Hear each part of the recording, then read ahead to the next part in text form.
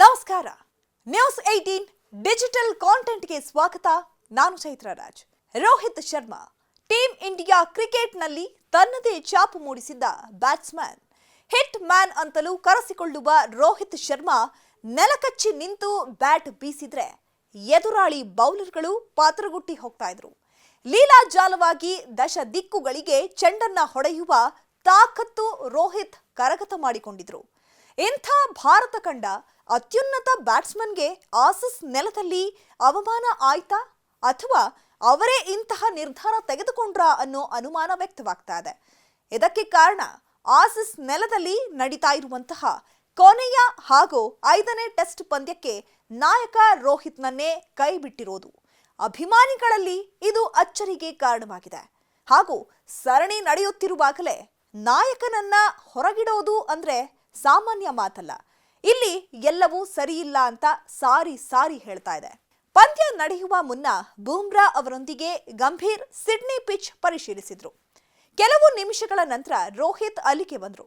ಆದ್ರೆ ಕೋಚ್ ಮತ್ತು ನಾಯಕನ ನಡುವೆ ಹೆಚ್ಚು ಮಾತುಕತೆ ನಡೆದಿರಲಿಲ್ಲ. ಇದರ ಜೊತೆಗೆ ಗಂಭೀರ್ ಪಂದ್ಯಕ್ಕೂ ಮುನ್ನ ನಾಯಕನ ಬದಲಿಗೆ ಪತ್ರಿಕಾಗೋಷ್ಠಿಯಲ್ಲಿ ಭಾಗವಹಿಸಿದ್ರು.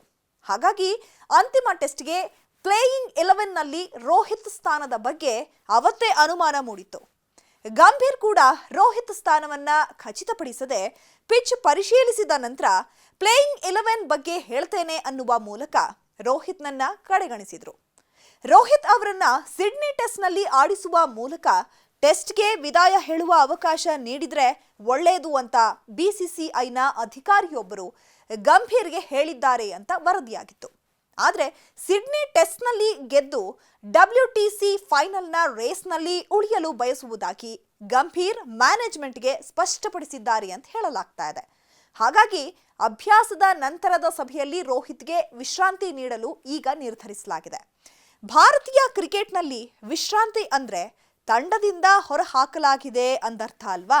ಇನ್ನು ಭಾರತೀಯ ಕ್ರಿಕೆಟ್ನಲ್ಲಿ 19 ವರ್ಷಗಳ ಬಳಿಕ ದಿಢೀರನೆ ನಾಯಕನನ್ನ ತಂಡದಿಂದ ಹೊರಗಿಟ್ಟು ಟೀಮ್ ಇಂಡಿಯಾ ಕಣಕ್ಕಿಳಿದಿದೆ. ಭಾರತೀಯ ಕ್ರಿಕೆಟ್ನಲ್ಲಿ 2ನೇ ಬಾರಿ ಇಂತಹ ಘಟನೆ ಸಂಭವಿಸ್ತಾ ಇರೋದು. ಇನ್ನು 2005ರಲ್ಲಿ ಸೌರವ್ ಗಂಗೂಲಿ ಇದೇ ರೀತಿಯ ಅಪಮಾನವನ್ನ ಎದುರಿಸಿದ್ರು. ಅವತ್ತು ಆಸ್ಟ್ರೇಲಿಯಾದ ಗ್ರೆಗ್ ಚಾಪೆಲ್ ಭಾರತ ತಂಡದ ಮುಖ್ಯ ಕೋಚ್ ಆಗಿದ್ರು. ಇದೀಗ ಗೌತಮ್ ಗಂಭೀರ್ ನಾಯಕನನ್ನೇ ತಂಡದಿಂದ ಹೊರಗಿಟ್ಟು ಆಡಿಸುವಂತಹ ದೊಡ್ಡ ನಿರ್ಧಾರ ಭಾರತೀಯ ಕ್ರಿಕೆಟ್ನಲ್ಲಿ ನಾಯಕ ಮತ್ತು ಕೋಚ್ಗಳ ನಡುವಿನ ವಿರಸ ಇದೇ ಮೊದಲೇನಲ್ಲ. ಈಗಾಗಲೇ ಟೀಮ್ ಇಂಡಿಯಾ ಚಾಪೆಲ್ ಗಂಗೂಲಿ ಕೆಲ ವರ್ಷಗಳ ಹಿಂದೆ ಕುಂಬ್ಳೆ ಕೊಹ್ಲಿ ನಡುವೆ ಇಂತಹ ಸ್ಥಿತಿಯನ್ನ ಎದುರಿಸಿತ್ತು. ಆದ್ರೆ ಕುಂಬ್ಳೆ ನಡುವಿನ ಮನಸ್ತಾಪ ದೊಡ್ಡ ಮಟ್ಟದಾಗಿರಲಿಲ್ಲ. ಆದ್ರೆ ಗಂಭೀರ್ ನಾಯಕ ರೋಹಿತ್ರನ್ನ ತಂಡದಿಂದ ಕೈಬಿಟ್ಟಿರೋದು 19 ವರ್ಷಗಳ ಹಿಂದಿನ ಘಟನೆಯನ್ನ ನೆನಪಿಸ್ತಾ ಇದೆ. ಈಗ ಗಂಭೀರ್ ಮತ್ತು ರೋಹಿತ್ ಶರ್ಮಾ ಜೋಡಿ ಅದೇ ಹಾದಿಯಲ್ಲಿ ಸ್ವಾಗತ ಮಾಡದಂತೆ ಕಾಣಿಸ್ತಾ ಇದೆ. ಅಂದ್ರೆ ಅದೇ ದಾರಿಯಲ್ಲಿ ಹೋಗ್ತಾ ಇದ್ದಂತೆ ಕಾಣಿಸ್ತಾ ಇದೆ. ಇನ್ನು ಟೀಮ್ ಇಂಡಿಯಾ ಸರಣಿ ಹಿನ್ನಡೆ ಸಾಧಿಸ್ತಾ ಇದ್ದಂತೆ ತಂಡದಲ್ಲಿನ ಭಿನ್ನಾಭಿಪ್ರಾಯ, ಆಟಗಾರರ ಅಸಮಾಧಾನ, ಕೆಲ ಆಟಗಾರರಲ್ಲಿ ಕೋಚ್ ಮೇಲೆ ಇರುವಂತಹ ನಂಬಿಕೆಯ ಕೊರತೆ, ಡ್ರೆಸ್ಸಿಂಗ್ ರೂಮ್ನಲ್ಲಿ ಗೊಂದಲಗಳು ಕೂಡ ಏರ್ಪಟ್ಟಿದೆ ಅನ್ನುವಂತಹ ಮಾಹಿತಿ ಸಿಕ್ಕಿದೆ. ಇದೀಗ 5ನೇ ಟೆಸ್ಟ್ನಲ್ಲಿ ರೋಹಿತ್ ಶರ್ಮಾರನ್ನ ಹೊರಹಾಕುವ ಮೂಲಕ ಕ್ರಿಕೆಟ್ ಜಗತ್ತಿಗೆ ತಂಡದೊಳಗಿನ ಒಗ್ಗಟ್ಟಿನ ಸಮಸ್ಯೆ ಜಗಜ್ಜಾಹೀರಾಗಿದೆ. ಒಟ್ಟಾರೆಯಾಗಿ ಕೋಚ್ ಹಾಗೂ ನಾಯಕ ನಡುವಿನ ಮನಸ್ತಾಪಕ್ಕೆ ತಂಡ ಮುಗ್ಗರಿಸಿತು. ಸಮನ್ವಯತೆ ಕೊರತೆ ಇದ್ರೆ ಇಂತಹ ರಿಸಲ್ಟ್ ನಿರೀಕ್ಷಿತ. ಮುಂದೆ ಇಂತಹ ಘಟನೆ ರಿಪೀಟ್ ಆಗದಂತೆ ಮ್ಯಾನೇಜ್ಮೆಂಟ್ ಯಾವ ರೀತಿ ಕ್ರಮ ಕೈಗೊಳ್ಳುತ್ತೆ ಕಾದು ನೋಡಬೇಕು.